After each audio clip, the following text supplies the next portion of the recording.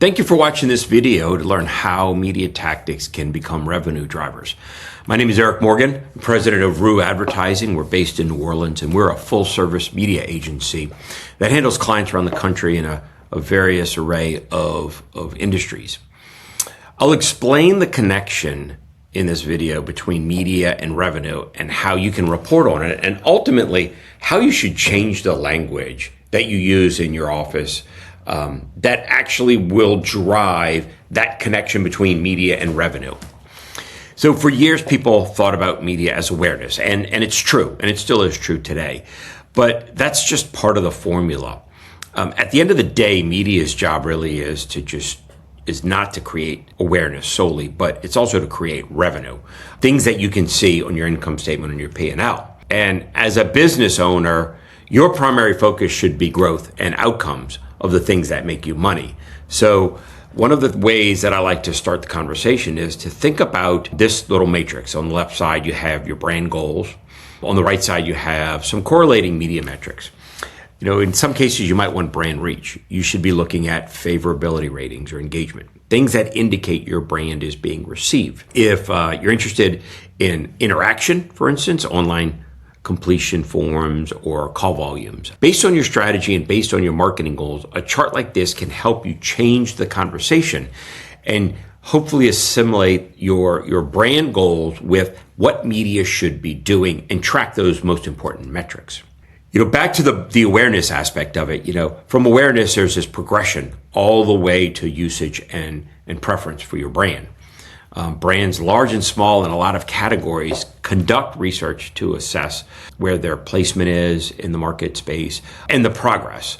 With brands marketing at great lengths and spending an enormous amount of money, I encourage brands to implement some of these studies so that they can ultimately hold media accountable. And, that accountability really does roll into the decision-making funnel, consumer journey, customer journey. And the most important thing to realize is that, to be desired, you have to be known. And that's that awareness level, that higher level of the funnel. And then from there, it's media's job to move potential customers to this point of interest and then ultimately doing business with a brand. And that's the conversion side of it. When we talk about media and media being correlated to revenue, a lot of people might ask, why does this even matter?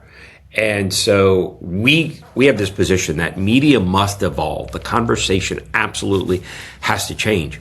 And so, you're watching this video, so hopefully you understand that need. But the reality is that there's increased competition in the market space. There's these rising costs to acquire new customers. And, of course, there's diminishing returns because of the competitive aspect of it.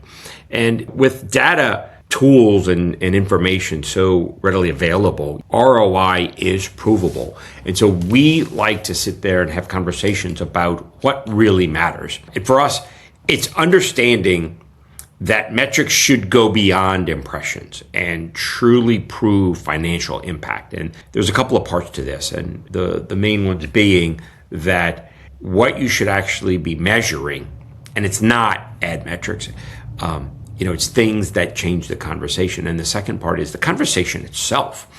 So let's take a look at that. Not too long ago, I was at a conference, CMO marketing panel, and one of the chief marketing officers actually made the comment of that fake 500%. And what he meant was there's so much conversation from ad agencies, marketing firms, reps, vendors about, if we do this, we can increase impressions 500%. We can increase clicks 500%.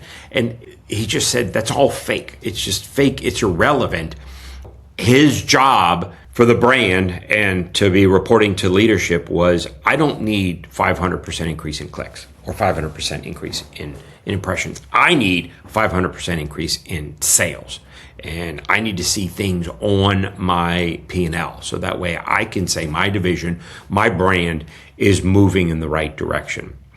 And so, yes, things like clicks and click-through rates and conversion rates, they all make sense and have a place. We use them on a regular basis.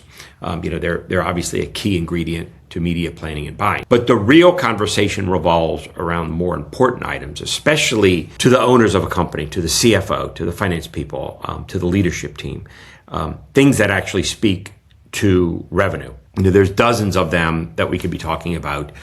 I'm really only calling out 4 just to kind of give examples to help restart or help retrain your brain and vocabulary around tying media to revenue. So part of this is really that reframing the vocabulary in your team.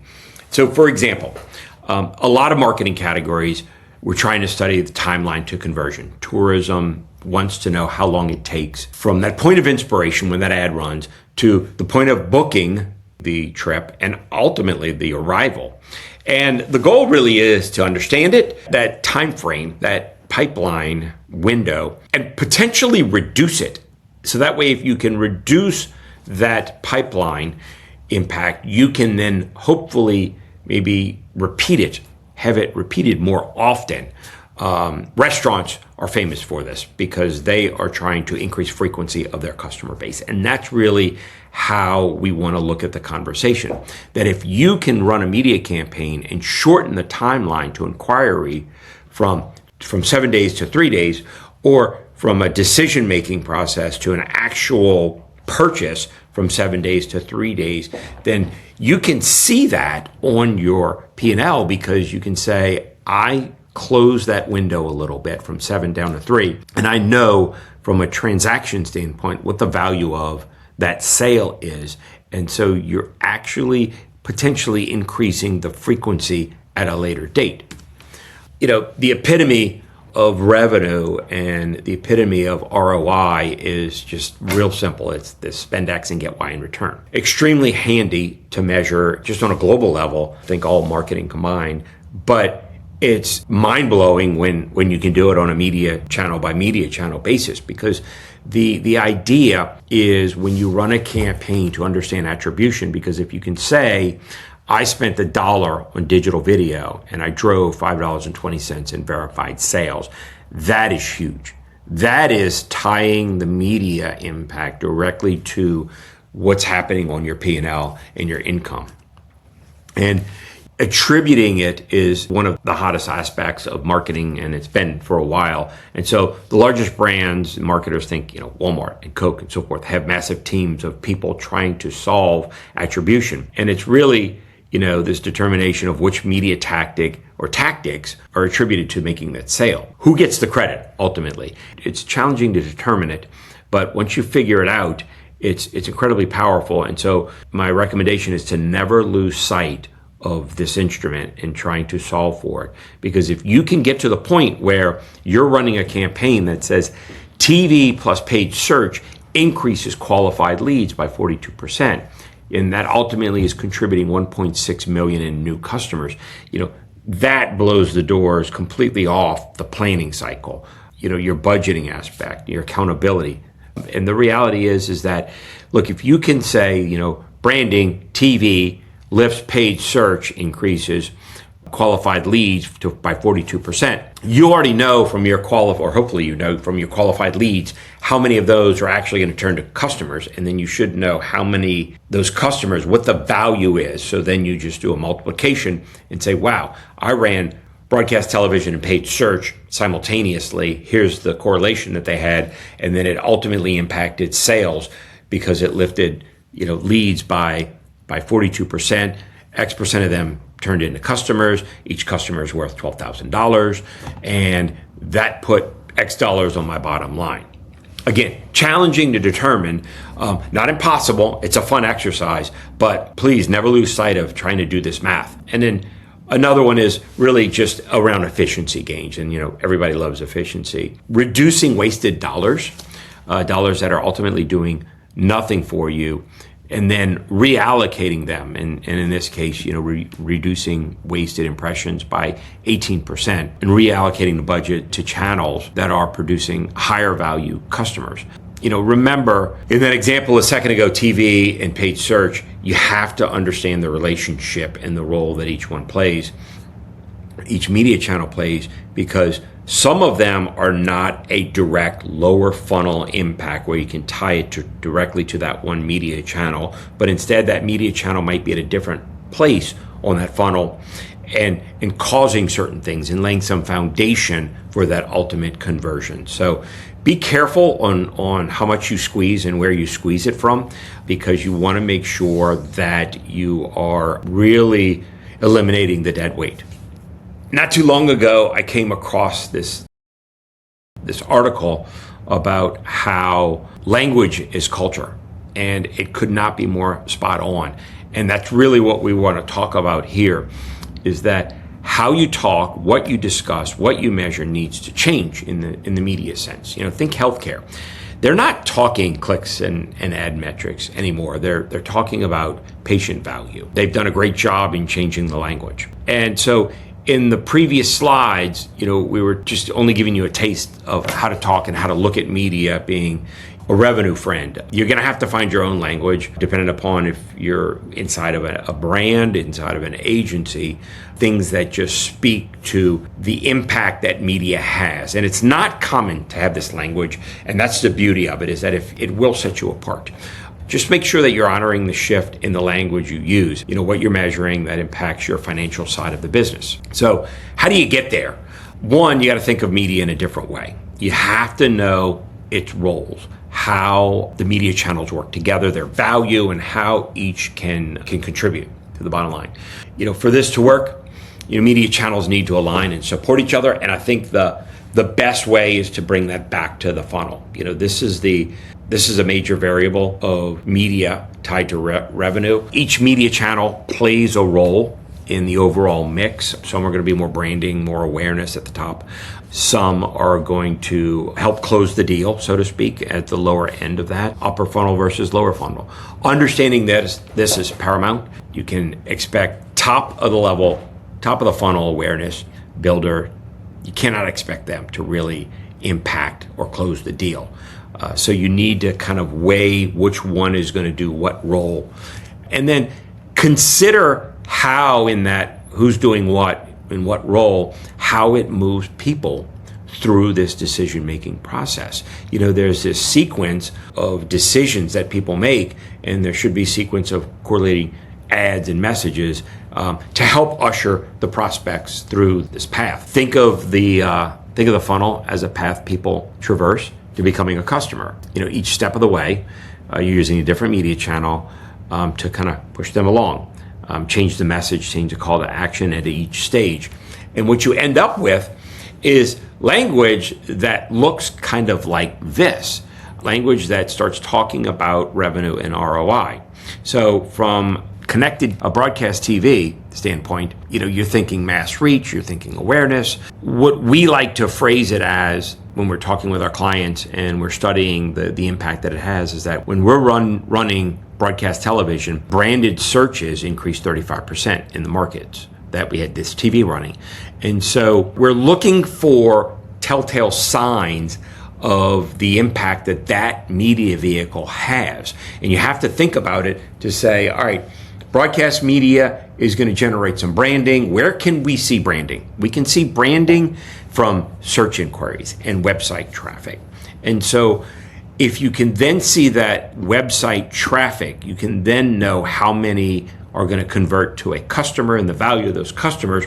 You can then tie broadcast television to an impact on your P&L. From CTV, OTT, those are hot, common. They're very interesting for a bunch of reasons in terms of the role that they play and the impact. A lot of people think that it's identical to broadcast, and it's not for a couple of reasons. But you can measure it and you can show how it is driving revenue. Obviously it's digital, it's trackable. You're not going to get the calls and the forms filled out like you would from a broadcast standpoint. If that's your MO, just be cautious. It is great for reach, it is great for brand recall. So what you want to do is, what I call a look back from households who signed up or called or purchased something. You want to be able to say, hey, when I ran very targeted OTT and I was reaching this cluster of households, we saw that they were, 1.6 times more likely to submit a form. And so you can then on the back end look back and say, this cluster of neighborhoods or households, we saw this kind of increase in form fills or online purchases. Geographically speaking, billboards, huge frequency, great geo play, connecting the calls, connecting online traffic, sales, and the zip codes around the billboards is really what you're trying to accomplish. Extra points if you can, narrow it down and focus all the way to a zip code or a particular neighborhood or a particular proximity around a billboard location. The goal here really is to use billboard as a frequency, as a branding, as a high recall tactic in very specific geographical areas. But from an ROI standpoint, to walk away and say, look, shopper activity or sales spiked 22% in zip codes within those billboard zones. So then again, it's a look back play, but the look back play is I saw a spike in sales in these neighborhoods, and I had billboards pop up recently in those neighborhoods. So there's this correlation between the ad spend, the placement, the messaging with sales, i.e. your P&L and your income. Paid social, frequency player here too, a little bit more on the lower funnel side, but you're measuring engagement rate, you're measuring what ultimately turns somebody into a customer. You're looking to say, hey, when we were running paid social, leads that were exposed to video ads on social platforms converted to sales 2.3 times faster, okay? Again, the language is talking about, I did this media tactic, I ran this campaign in this particular channel, and here's the impact it made on sales, all right?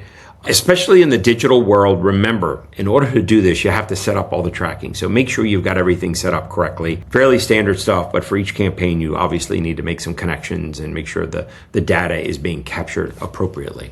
And one last one, just looking at paid search, very low funnel, very conversionary, likely last touch attribution kind of conversation.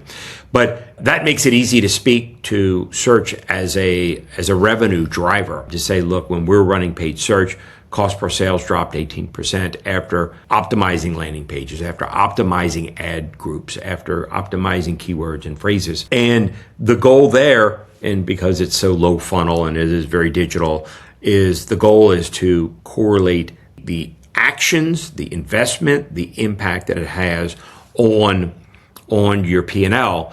And it's super easy because you see what's happening from a search query standpoint. You see what's happening on trends. You see what's happening on clicks. And then hopefully your conversion process. If this many clicks come through, then this number of them are going to convert to a sale. And if it's an account-driven transaction, great. Even better, you got more information to tie it directly to paid search and an actual shopping cart value. But you see that sequence of events that happens. Somebody's clicking on it based on optimizations you have. Somebody's converting. That conversion results in a customer value that you can assign a value to that transaction. That value is represented on your sales, on your income statement, and that ultimately can be tied back to search. So it's a beautiful thing and allows you to connect the dots. And the reality is that there's this full funnel system that we're creating, and it becomes accountable to revenue, which is the ultimate accountability that as an agency, as marketers, we're trying to strive for and trying to solve for. And obviously our clients are wanting that too. So this turns it not from random media placements, but ultimately to just smarter execution that's highly accountable and highly reportable. Just turning the reporting into strategy, that's kind of the last part of this, is that, it's a simple framework for translating media performance data into business decisions that ultimately, increase growth and efficiency and accountability. So a lot of questions around how do you get started? Obviously, the language is the first thing. If you can change your vocabulary, change the wording that you're using, because it's no longer about reach and frequency and clicks and impressions. As you saw in those slides and as you heard me speak, they do play a role, but you're striving to go from I invested media into all the way to I see this impact that it makes on my income statement, and I see the impact it makes on my sales. And that's ultimately what clients want. That's ultimately what we're here to do. And so What I do is I encourage everybody to audit, one, your current media ROI. Look at the performance, look at the spikes and the declines and the quality of your customers and the quality of the transactions. And then recalibrate, realign everything that you're doing, whether that's the budget and the weighting and the channels and the audience and the message and the call to action, the creative as a whole. Recalibrate it. So that way you can implement any kind of payback metrics. We call it payback metrics because our promise to our clients is that media should pay you back. It should not be an expense as a line item in your P&L, but it should be an investment that ultimately drives a return. And so when you do this recalibration, that's going to lead you to launching kind of phase 2, if you will, where you've already adjusted who your audience is, you've adjusted creative, you adjusted the weights of your media investments. And during that launch or that relaunch, I say, do it quickly, have some continuity, and make sure you're capturing the data. And the reason I say quickly and continuity is I like to have the tweaks and the edits and the optimizations to improve the impact on revenue. I like to have that happen as quickly as possible to the original campaign because I don't want external variables, seasonalities or political aspects or competitor moves and shuffles to impact it. I want this to be kind of like happening in a vacuum where I can study it and tweak it. And so once that relaunch happens, hopefully, in a quick method, you should be able to observe at the top of that diagram, should be able to observe the latest performance out there.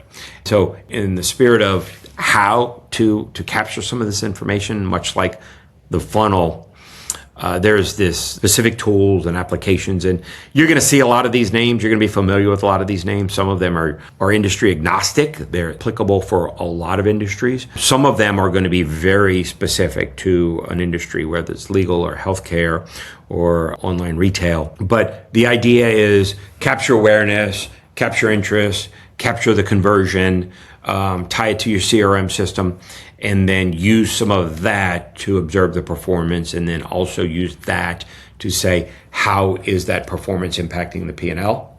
And then what should I take away from it, the insights, so that I can then recalibrate my campaign. We are big advocates for starting with simple math. And so the idea is, just a simple formula like this. You have a media investment, you're going to generate leads.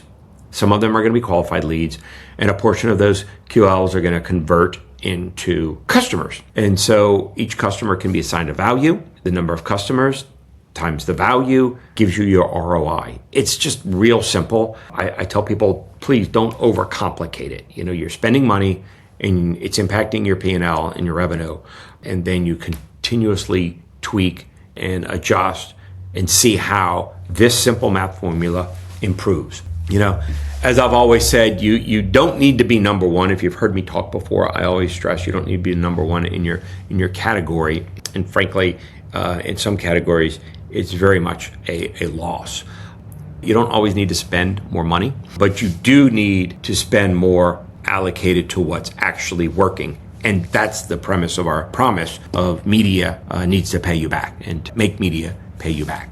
Thank you for watching this video. I really do appreciate your time and hope you took a little value away to allow you the ability to align media usage to revenue and other financial metrics. And just remember that the most important aspect of this is to change the language. If you can do that, you've got a huge step under your belt. I'm happy to answer any questions you might have about this topic or marketing and media in general. My phone number and email is down at the bottom right there. Please contact me anytime. And if you're tired of throwing money away at media and not seeing it impact your sales or your revenue, give us a shout. If you have pain points in your marketing and media campaigns that you want to eliminate, give us a shout. We'll set up a 30-minute conversation for free. We'll discuss those pain points and how to get your marketing and your media campaigns to start paying you back. Thank you.